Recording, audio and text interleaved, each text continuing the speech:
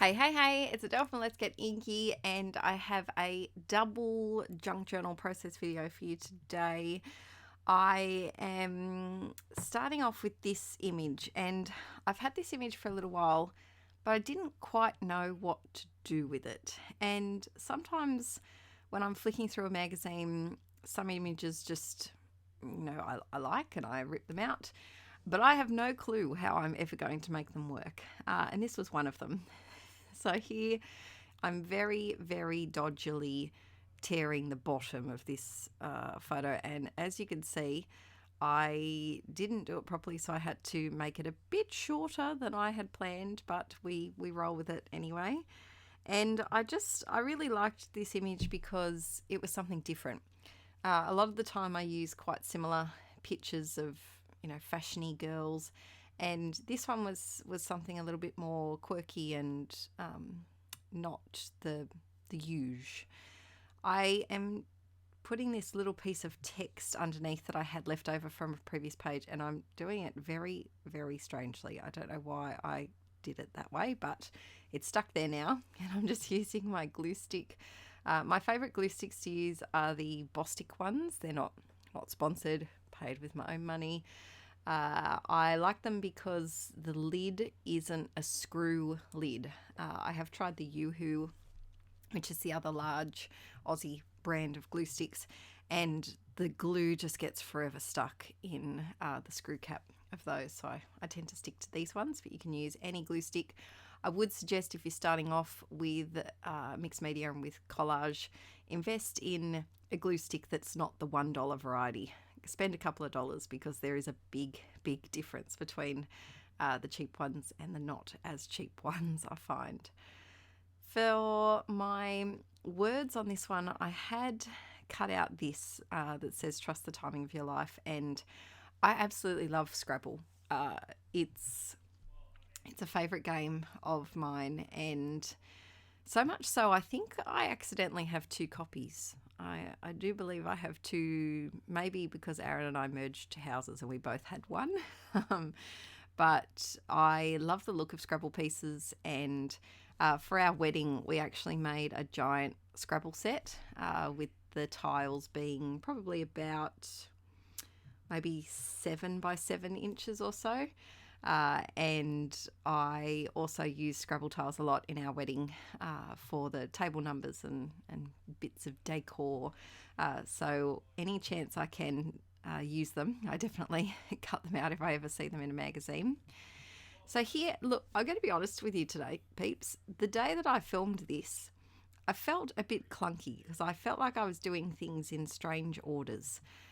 So I put some paint on my brayer, and the light pink paint that I used is a Dilutions one, and it's quite chunky, and you can see, naughty, I forgot to put wax paper under my pages, and I have put paint on both of the pages either side. So if you are doing this, definitely get some wax paper or some scrap paper, just like that.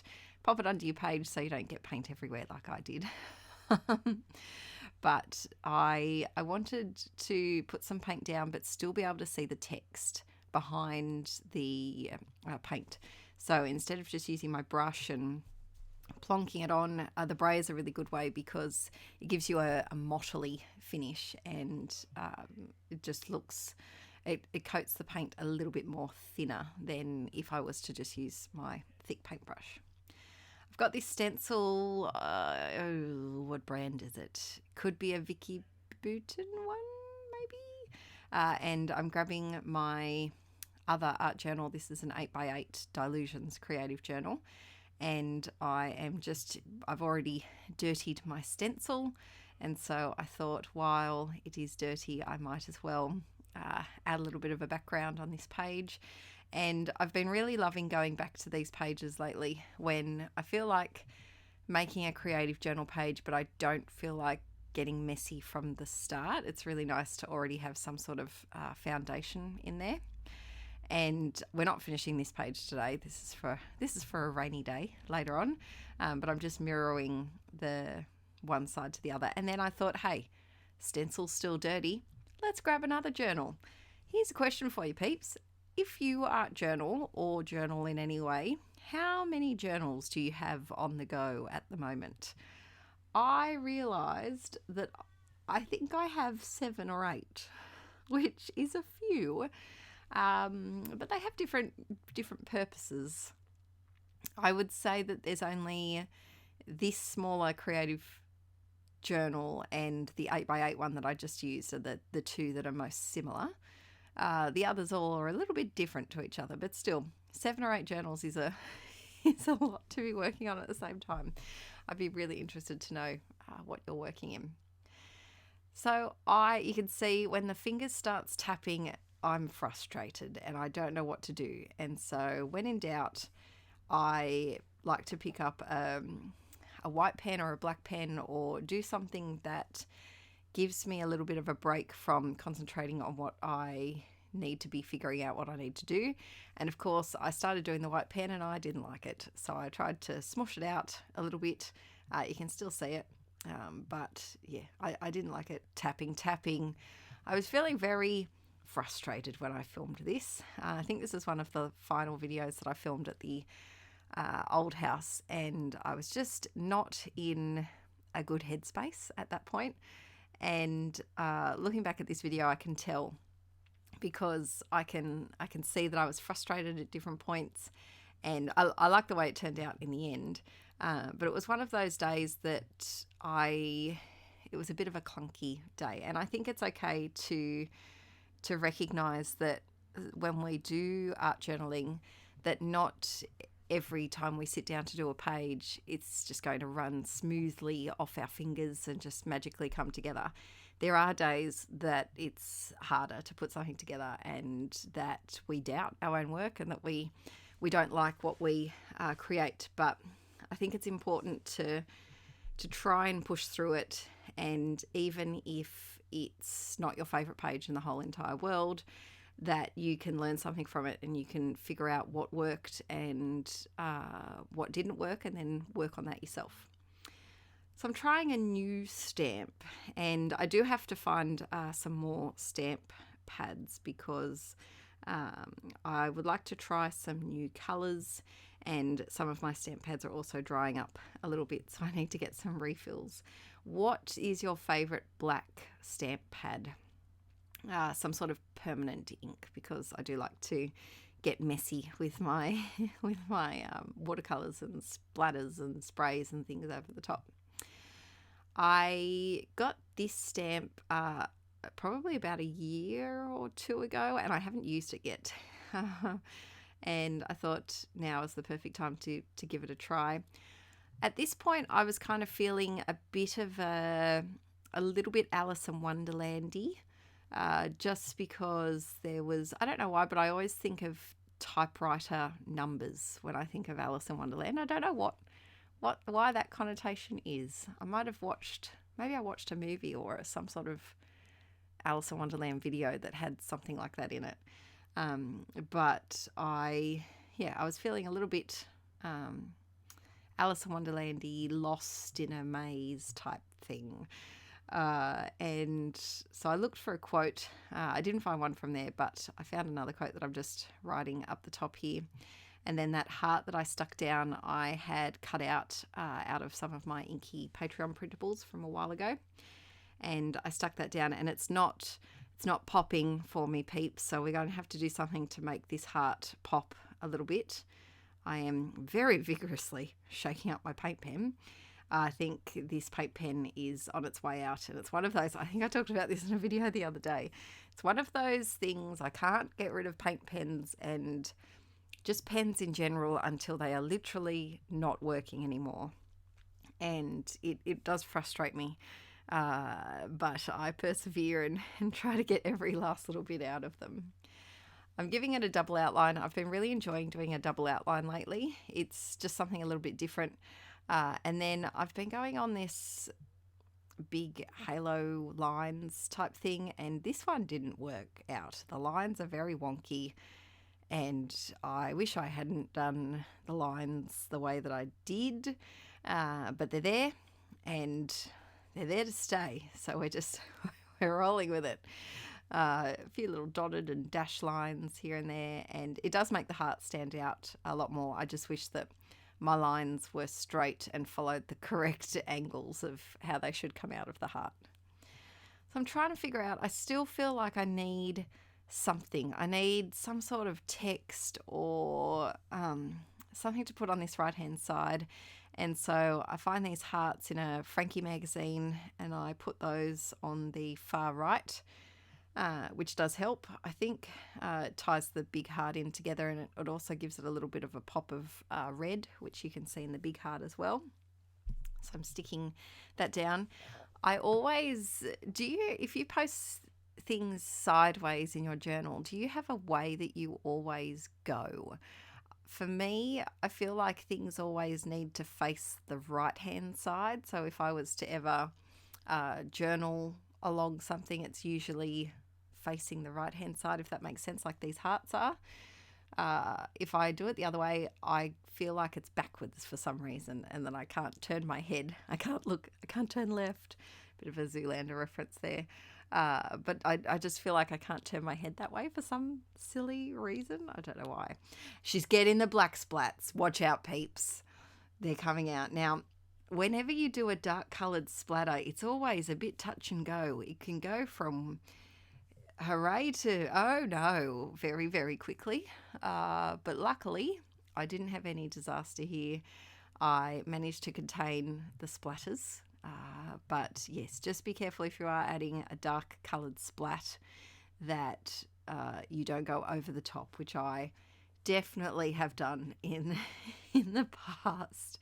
I ended up not finding a piece of large text that I felt worked with this page, but I like the way it turned out. It's a bit more of it's busy, but it's the words on the page are I feel a bit more subtle than if I was to add a big title. I felt like it just competed too much with that image in the middle.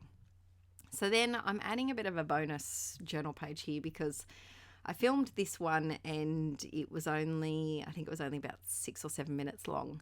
And so I didn't upload it as a standalone video because I didn't think it was long enough. So I'm tacking it on the end as a special bonus here. And I've got this little photo of Violet, which I think was taken when she might have been 2 or 3 weeks old, possibly, maybe 3 weeks old. And I really wanted to use it in my junk journal because at this point, I think this was the first photo that I printed of her ever, because I am still catching up in my 2019 scrapbook albums. And I'm up to August and she wasn't born till November. So I haven't printed any photos of her yet, except for sporadic little ones that I haven't been able to help but print. And I really want to start working with some of her photos. This is my Pinterest board called Quotey McQuote. Very lame name, but I gather all of the quotes that I find online. So if you're after some inspiration for your art journals, there's tons and tons of quotes all about different sorts of topics over there. And I wanted to do some sort of daughter quote because I don't know, I feel like daughters are, I think because I have such a close relationship with my mum, I just hope that I can have that with Violet as well, and with Archie too, of course. But I think because my mum, my nana and I are so close, it's really special that I can continue that generational closeness with another daughter. And I'm going through this little bag. I've got all sorts of little DIY embellishments and bits and pieces. DIY embellishments are one of my most requested videos, along with Grab Fives. And there is one coming out during the Inkie June Marathon. So keep your eyes peeled for that. I did upload one also on Patreon last week, I think that was. And I did one the month before over there as well. So if you're after some DIY embellishment inspiration, there's always all sorts of things over there. I made a boo-boo, made a mistake, and so I just covered it up because that's That's my motto, peeps. Stick and plonk, and you can always cover it up, because you can. There's always a way. Unless you splatter on top of someone's face, which there is an upcoming video where I accidentally get a little bit too excited with the blue watercolor splats. You will see that in I think that's in a couple of months' time. But most of the time you can always cover it up. So we'll go with that. I used a Posca paint pen, I forgot to say, for this one. And I just went with a bit of a curly font, and then just played with a couple of the keywords that I felt spoke to me. This paper, I will admit, I've bought several of them, because as soon as we found out Violet was a girl, we knew what her name was going to be. And because that was pretty much our only girl name that we that we liked. We had several boy names that we liked, but for girls it was Violet, or we were in trouble and would have to do a bit more thinking about it. And so as soon as I saw this paper, I just knew that I had to get a couple of copies so that I could do some Violet-y pages when she arrived, because it's got the little purple flowers on it. And I decided that I think this was the very first Violet thing that I filmed, and I was like, must use the paper now.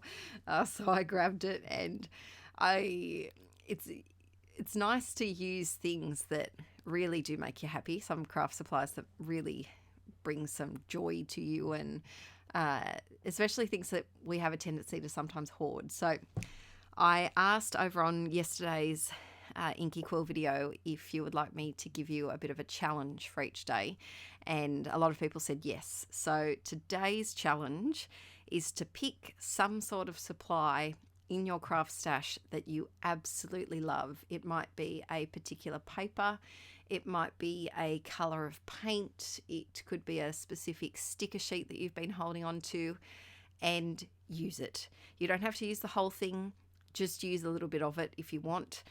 But use it in a project so that you can actually smile at it in a completed journal, or in a finished album, or on a card that you've made for someone. Try and use it instead of just having it sitting on the shelf waiting for that perfect project. So these I discovered while I was packing up to move.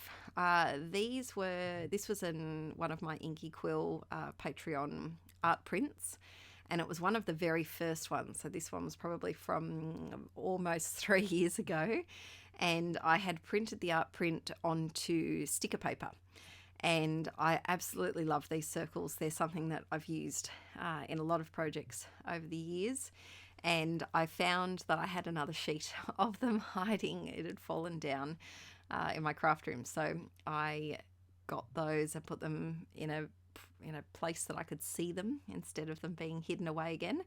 And I just added them to my page, and it was a great way to add some mixed media to this right hand side of the page, because this graph paper is so thin and it just does not take mixed media well. So I could have the look of mixed media without having to make the page all warped and wet and have it not turn out the way that I wanted it to. So this is the final page. I hope you've enjoyed this little double process video, and I will be back tomorrow for day 5 over on Inkie Quill. There's lots of fun things coming up, so make sure that you turn the notification bell on so that you don't miss out, and don't forget to give it a thumbs up if you're enjoying the marathon. All right, peeps, see you soon. Bye.